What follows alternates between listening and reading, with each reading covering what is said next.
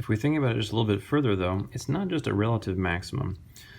On this interval, since the function, the volume function, goes from increasing here and then decreases after here, it must be that this is actually an absolute maximum on this interval, right?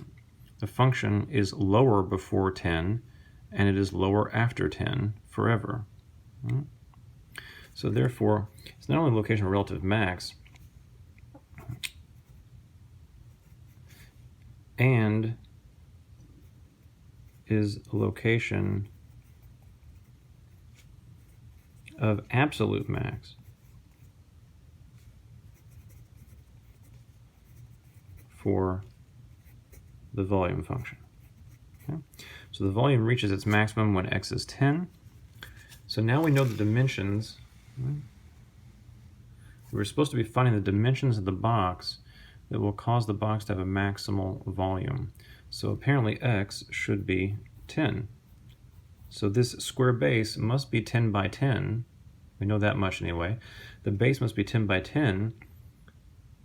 If it's going to be covered with 600 square centimeters, the base must be 10 centimeters by 10 centimeters to ensure that we get a maximal volume for the interior of the box. Okay, but that's not all the dimensions. We still have the y dimension to find.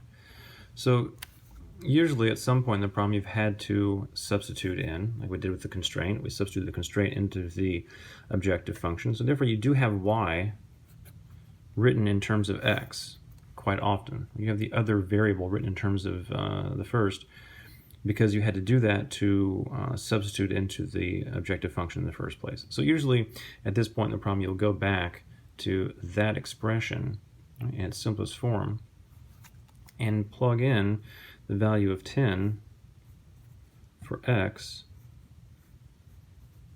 to find out what the other variable should be, what the other dimension of the box should be, the height in this case.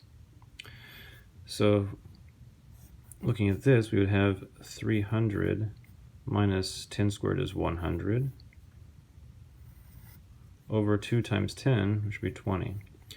300 minus 100 is 200, on 20 is back to 10. Okay, so it turns out that y is also 10 in this case. Okay, so let's look at the box. If y is 10, we now have all the dimensions, right? We want a 10 centimeter by 10 centimeter by 10 centimeter box. In other words, in this case, the box actually becomes a cube, right? This is actually a common theme in these types of geometric problems, that the maximal volume for a constrained surface will be what you might consider to be the perfect shape, right? The most symmetric type of shape for that structure. So we get a cube in this case, and we've answered the question with a 10 by 10 by 10 box.